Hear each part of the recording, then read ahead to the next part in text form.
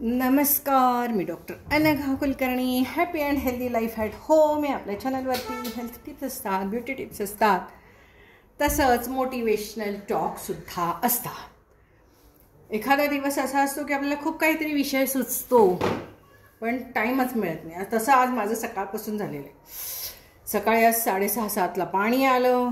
जवळजवळ 8वा दिवस होता, त्यामुळे ते पाण्यात खेळणं महत्त्वाचं होतं. पाण्यात खूप खेळून झालं. मावशींचा फोन आला की मावशी येणार नाहीत, त्यामुळे काम करून झालं. आता 2 वाजलेले आहेत आणि आत्ता माझं सगळं आवरलेलं आहे, फ्रेश झालेली आहे. आता जेवायचं आहे. आज काकाने डबा आणलेला आहे, त्यामुळे काही प्रश्न नाही.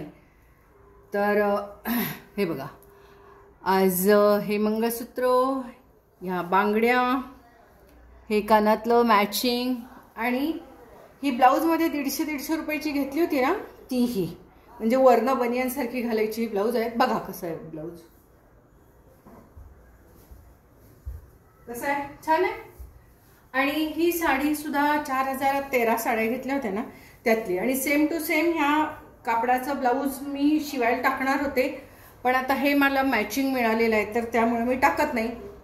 कारण की मी बघितलं ह्या सेम टू सेम जे ब्लाऊज आहेत ती शिवली आहेत मी, आणि मग मला असं वाटलं की ती बटबटीत दिसत आहे. कारण की साडी तशीच आणि ब्लाऊजही तसंच, ते इतकं बटबटीत दिसतंय. मी एक ब्लाऊज शिवून घेतलं आहे, पण मला काय ते फारसं आवडलं नाही आहे.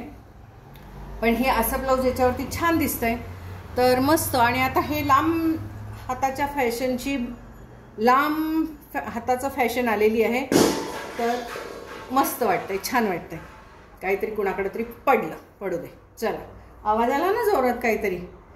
तर आज तुम्हाला एक सांगायचं होतं की एक नाजूकच तसा विषय मला बोलावा असं वाटतोय. तर मला काय वाटतं की काही वेळेला हे विषय बोलावेत की न विषय बोलावेत, परंतु ना माझ्या ज्या मैत्रिणी असतात त्या मैत्रिणी इथे सातत्याने सबस्क्रायबर ज्या असतात त्या इथं या ठिकाणी लिहित असतात की मॅडम या विषयावर बोला, या विषयावर बोला, आणि मग कुठंतरी त्या विषयावरती बोलायला पाहिजे.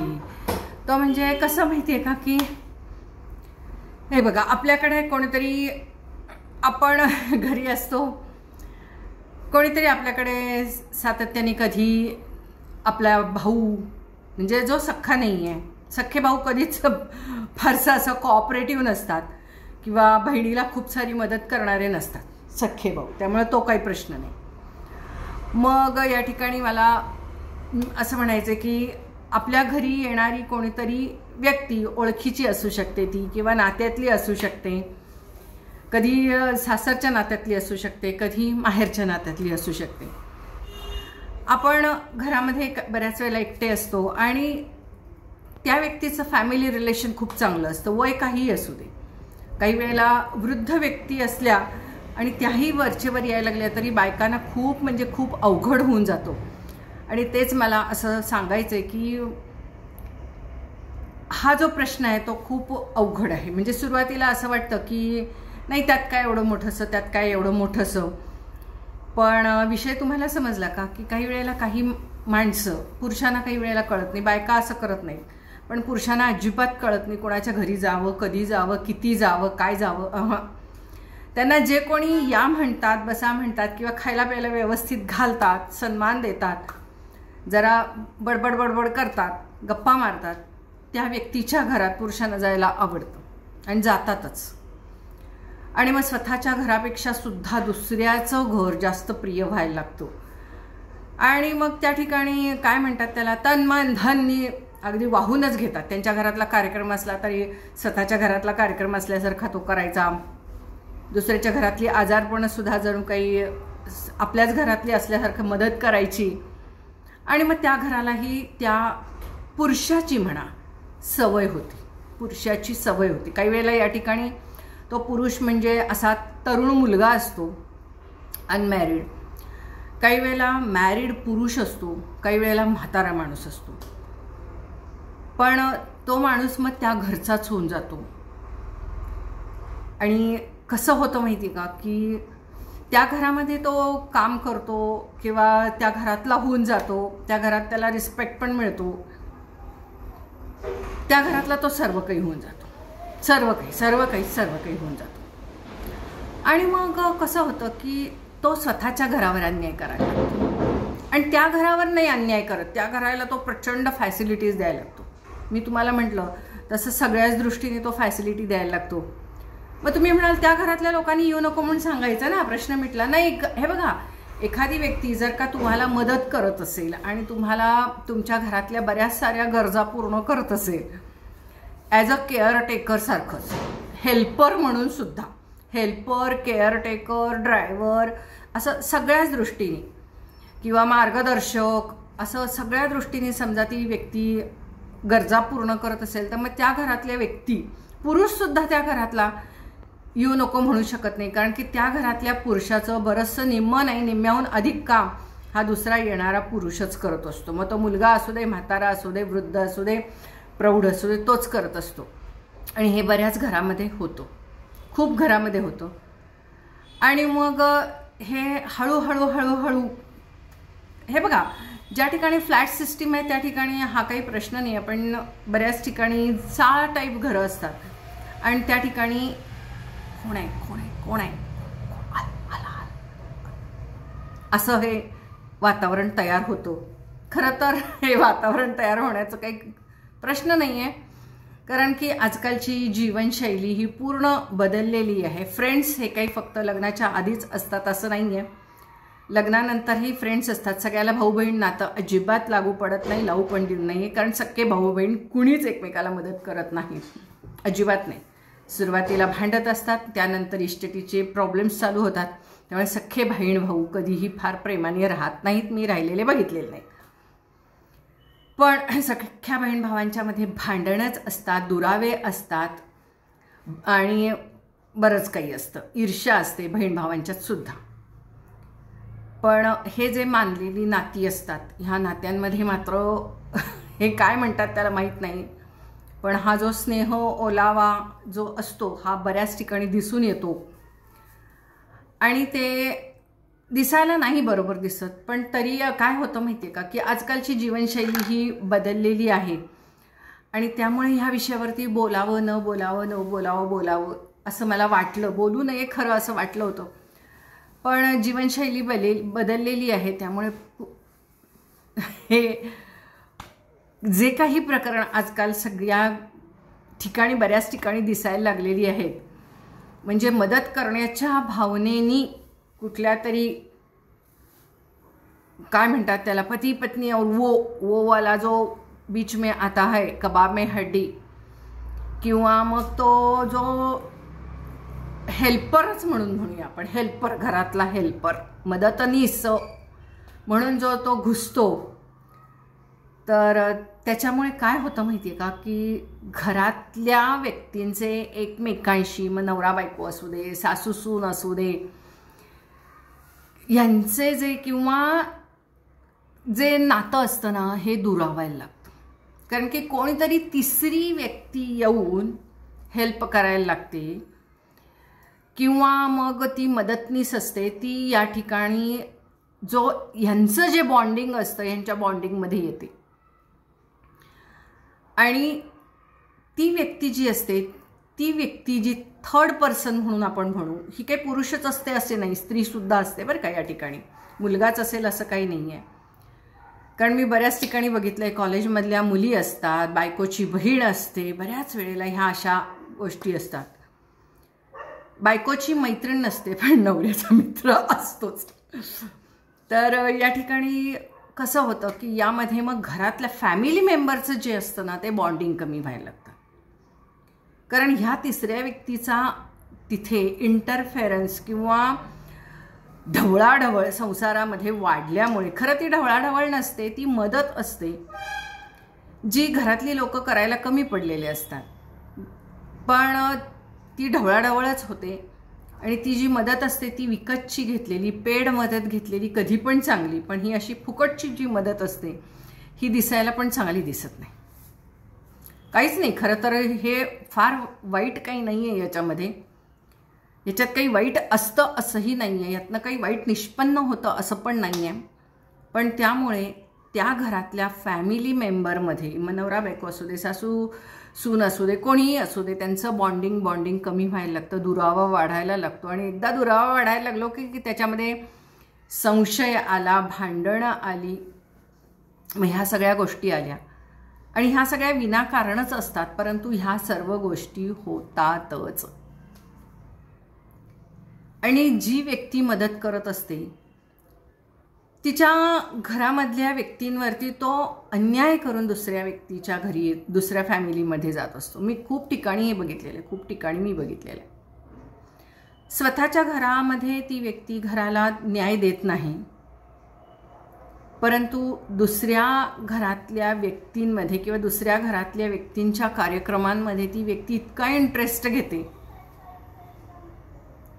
की म्हणजे प्रश्न पडतो की हे कसं काय. हे मी खूप ठिकाणी अलीकडे, नाही मी पहिल्यापासूनच बघितलेलं आहे, अलीकडे कुठलं, हे फार पूर्वी, म्हणजे मला अजूनही आठवते की माझ्या लहानपणीसुद्धा मी या गोष्टी बघितलेल्या आहेत. माझ्या लहानपणी या गोष्टी बघितलेल्या आहेत. पण कसं होतं माहिती आहे का की तेव्हा घरं ही खूप जवळजवळ असायची, अगदी चिकटलेली असायची, एकमेकांच्या घरातलं एकमेकांना ऐकू जायचं. प्रायव्हसी म्हणून नव्हती, अजिबात प्रायव्हसी नव्हती. आणि अलीकडची घरं अशी आहेत की तिथे खूप प्रायव्हसी आहे.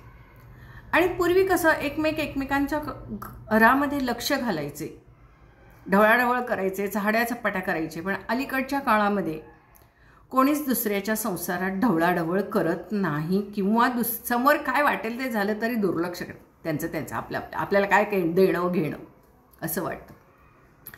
आणि माझ्या जेव्हा आपल्या ह्या सबस्क्रायबर काही वेळेला जेव्हा कमेंटमध्ये लिहितात की माझा नवरा असं करतो, माझा नवरा त्याच्या गर्लफ्रेंडकडे जातो, किंवा माझ्या नवऱ्याला एक गर्लफ्रेंड आहे आणि तो तिकडेच असतो, तो तिकडे त्यांच्यासोबत असतो, त्यांच्याशी गिव्ह अँड टेक करत असतो, शेअरिंग कॅरिंग करत असतो, आणि तो मला वेळ देत नाही, माझ्या मुलांना वेळ देत नाही.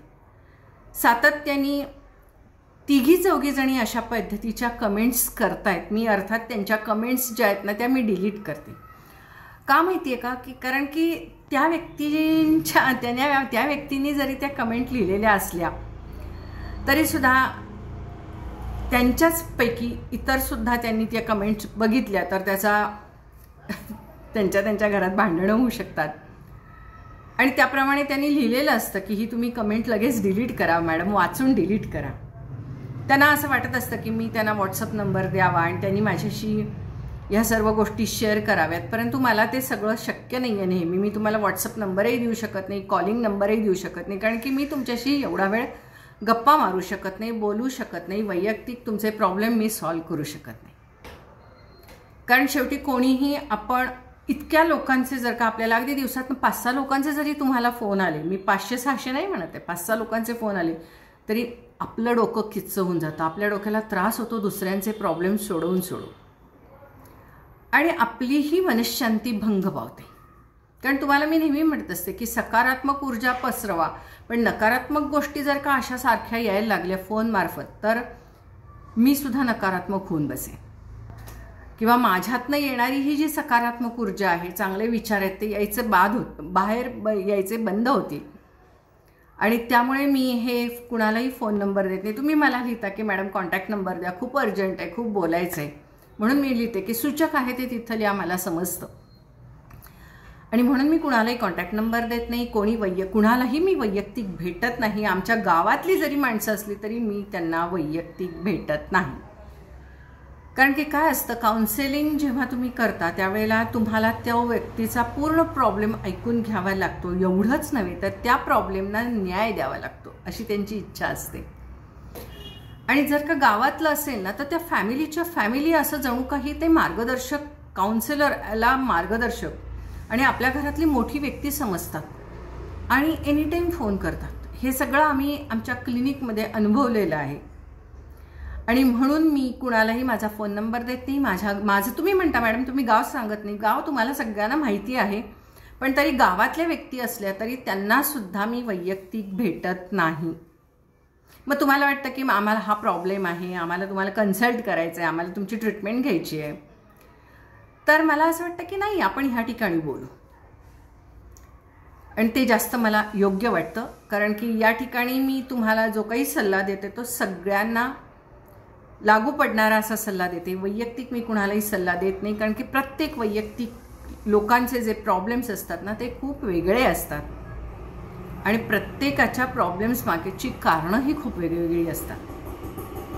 आणि म्हणून मी तुम्हाला मी स्वतः कुणालाही प्रत्यक्ष भेटत नाही, कारण की मला असं वाटतं की ती सर्व निगेटिव्हिटी आहे ना ती अशी आमच्यात भरून जाते, हे मलाही माहिती आहे. आणि कुठेतरी मग आमचंही मन उदास होतं. तुम्हाला माहिती आहे का, एखाद्या दिवशी मी खूप उदास असते आणि मग एखादा प्रसंग मी कुठेतरी ऐकते बघते, मी त्या दिवशी खूप उदास असते. तर एखाद्या प्रसंगाने जर का एवढं डिस्टर्ब होतं माणूस, तर असे जर का फोनमार्फत खूप सारा डिस्टर्बन्स रोज व्हायला लागला किंवा खूप साऱ्या प्रॉब्लेम्स मी रोज ऐकायला लागले, तर मी खूप डिस्टर्ब होऊन जाईल. आणि ते वयानुसार मलासुद्धा ते चांगलं नाही आहे. मी तुम्हाला सगळ्यांना सांगत असते की 60 नंतर नकारात्मक गोष्टींच्यापासून दूर राहा, कारण की मुळात तुमचा संसारातले प्रॉब्लेम, संसारातल्या अडीअडचणी हे सगळ्या कमी झालेल्या असतात. आणि त्यामुळे मी तुम्हाला नेहमी म्हणत असते की 60 नंतर आपण आनंदाने जगलं पाहिजे. आणि त्यासाठी तोच प्रयत्न माझासुद्धा असतो. मलाही स्वतःला आनंदाने जगायचं आहे, खूप सारं हेल्दी जगायचं आहे.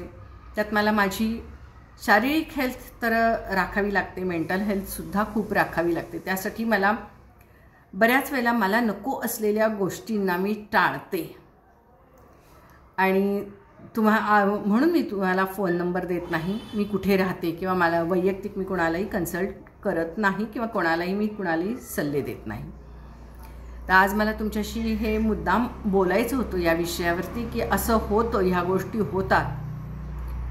बऱ्याचमध्ये पती पत्नी और वो जो येतो त्याची जी एंट्री होते, ती वोची जी एंट्री असते ती एक तुम्हाला सांगू का, तुम्हाला पु ल देशपांडेंचा नारायण म्हणून एक कॅरेक्टर होतं, त्याच्याकडनं लोक फक्त कामच करून घेत असतात, खूप काम. म्हणजे एक लग्नातला त्यांनी इव्हेंट सांगितलेला आहे पु ल देशपांडेंनी, आणि त्या ठिकाणी तो नारायण अगदी हे लग्नाच्या वेळेला अगदी लग्न ठरण्याच्या आधीपासून दाखवादाखवीपासून त्या घरामध्ये असतो, लग्नामध्ये असतो. जणू काही तो त्या लग्नातली प्रमुख व्यक्ती असल्यासारखा वावर असतो त्याचा. प्रत्येक गोष्ट त्या नारायणला माहीत असते.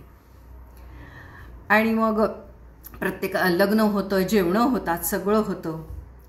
आणि मग त्या ठिकाणी त्यांनी शेवट असा केलेला आहे की थकून भागून नारायणला तर त्या दिवशी जेवण मिळतच नाही सगळ्यांच्या उसाबरी करण्यामध्ये. नारायणची बायको, तिलाही बोलवलेलं असतं. तिचा नारायणचा मुलगा, त्याच्या हातात एक लाडू हातात धरून तो असा कोपऱ्यात झोपलेला आहे, छोटा मुलगा. त्यांनाही जेवण मिळालेलं नाही आहे, कारण की आणि त्यांनी हेच सांगितलं की एकदा ते लग्न पार पडतं आणि सगळीजणं आपापल्या घरी निघून जातात आणि नारायणला कोणीही विचारत नाही, तू जेवलास की नाही विचारत नाही, त्याला सन्मान तर कोण देतच नाही. फक्त त्याला एक काम सांगणारा माणूस किंवा जो जबाबदारीने काम करेल असा माणूस म्हणून त्याच्याकडे बघितलं जातं. तोपर्यंत त्याला नारायण नारायण नारायण नारायण. आणि दोन्हीकडची जेव्हा वराडी मंडळी, दोन्हीकडची मुलाकडची मुलीकडची जेव्हा निघून जातात त्यावेळेला नारायणची बायको, नारायणचा एक मुलगा, छोटा मुलगा, असे ते त्या कार्यालयामध्ये राहतात. नारायण जेवलेला नसतो, नारायण जेवलेला नाही आहे त्याच्या बायकोला माहीत असतं. म्हणून तिनं एवढंसं आपला जे चिवडा लाडू तिला मिळालेलं असतं त्यातला तिने थोडासा चिवडा ठेवलेला असतो, लाडू आपल्या मुलाला दिलेला असतो. मुलगा तो एवढासा लाडू खात खात झोपलेला असतो. आणि तिथे आपल्या नवऱ्याला तेवढा देते. ती म्हणते, खा, तुम्ही सकाळपासून काही खाल्लेलं नाही, मी बघितलेलं आहे. आणि मग ती आपलं तेवढंसं पाणी पिते आणि मग ते तिघंजणं तसंच निघून जातात. सर्वजण गाड्या करून करून निघून जातात, यांना कोणी विचारत पण नाही. अशी ती नारायणची कथा. ही पूर्वीच्या नारायणची कथा होती. अलीकडच्या नारायणची कथा ही अशी नाही आहे. नारायणचं काम तेच आहे, पण अलीकडचे नारायण जे आहेत ते मात्र घरफोडे आहेत, हे मात्र निश्चित. कारण त्यांनी घर मुद्दाम फोडत नाहीत, पण काय होतं माहिती आहे का, घर फुटतात त्या नारायणांच्यामुळं. मग त्या कधी नारायण असतात, कधी नारायणी असतात, पण त्यांनी घरं फुटतात, एवढं मात्र 100% खरं. त्यामुळे नवरा बायकोंच्यामध्ये त्यांचा संसार कसा का चाले ना, त्यांचा व्हायला पाहिजे. आता तुम्हाला मी यावरून मला एक सिरियल पण आठवलेली आहे, पण त्या सिरियलबद्दल मी आत्ता बोलणार नाही, कारण की आपला हा व्हिडिओ प्रचंड मोठा झालेला आहे, 20 मिनिटाचा झालेला आहे. तर मी फक्त एवढंच म्हणेन की हे आता घरोघरी असे नारायण असतातच, पण आजकालचे नारायण हे वेगळ्या पद्धतीचे आहेत.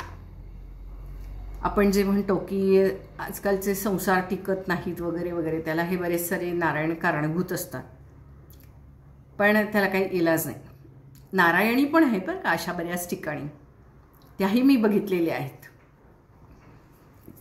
कोणीतरी असतात, कॉलेज क्वीन असतात, सोडायला आणायला वगैरे असणारे अंकल असतात, खूप ठिकाणी मी हे बघायला लागले. आणि मग मी जेव्हाही बघते, कधी नातेवाईकांच्यामध्ये बघते, कधी शेजारी पाजारी बघते, कधी पेशंटच्या बाबतीमध्ये बघते, कधी आजूबाजूला बघते, कधी कोणाच्या बघते, तर तेव्हा मला असं खूप वाईट वाटतं की आणि मला असं वाटतं की अरे जिंकलो आपण, आयुष्य गेलं निघून, आपलं बरं झालं. पण तेव्हाचा काळ हा वेगळा होता, आत्ताचा काळ वेगळा आहे. आणि त्यामुळे मला हे बोलावंसं वाटलं. मग तुम्ही म्हणाल की नुसतंच बोललात, चर्चा केलात, असंही मला एक कमेंट पडली होती, तुम्ही नुसतीच चर्चा करता, त्याबद्दल उपाय काही देत नाही. तर मी तुम्हाला चर्चा का करते, तर तुमच्याही घरामध्ये असं कुठे असेल तर हे घरोघरी बऱ्याच ठिकाणी चाललेलं ही बदललेली लाईफस्टाईल आहे. उपाय काय हा तुमचा तुम्हीच करायचा हो. शेवटी उपाय मी काय सांगणार तुम्हाला, कारण शेवटी मी तुम्हाला सहन करा म्हणून पण सांगू शकत नाही, भांडा म्हणून पण सांगू शकत नाही, वेगळे व्हा म्हणून सुद्धा सांगू शकत नाही, काहीच मी तुम्हाला याबाबतीत सांगू शकत नाही. प्रत्येकाच्या बाबतीतली परिस्थिती खूप वेगळी आहे आणि ते प्रत्येकानंच ठरवायचे, प्रत्येक पुरुषानं ठरवायचे, प्रत्येक स्त्रीनं ठरवायचे. काही ठिकाणी स्त्रीला सहनशील राहावं लागेल, काहींना पुरुषाला सहनशील राहावं लागेल आणि ही ॲडजस्टमेंट करून पुढं जावं लागेल. कारण की शेवटी हे बघा, हे संसार आहेत, कुटुंब आहेत आणि हा जो नारायणी असतात ही तात्पुरती आहेत, परंतु हे नारायणी आहेत ना, हे संसाराला लावलेले बॉम्बच आहेत, लागलेले बॉम्बच आहेत. हे मात्र 100% खरं. पण त्याची जाणीव असायला पाहिजे आणि तुम्हाला हे सगळं माहीत पाहिजे की ह्या सगळ्या गोष्टी अशा सगळीकडे चाललेल्या आहेत. यात तुम्हीच फक्त काही व्हिक्टीम नाही आहेत किंवा तुमच्याच घरात ही चालली असं काही नाही आहे, हे सगळ्या ठिकाणी चालू आहे. तर दुर्लक्ष करा, स्वतः जगायला लागा, नका अवलंबून राहू कोणावरती. स्वतः जगायला शिका आणि आयुष्यात एक लक्षात ठेवा, स्वतःच्या हिमतीवरती मिळवलेला आनंद तो कायमस्वरूपीचा आहे. दुसऱ्या व्यक्तीचा हिरावलेला आनंद किंवा दुसऱ्याच्या ताटातलं जर का तुम्ही घ्यायला प्रयत्न केलात तर एक ना एक दिवस कोणी ना कोणीतरी तुमचा हात नक्की धरेल.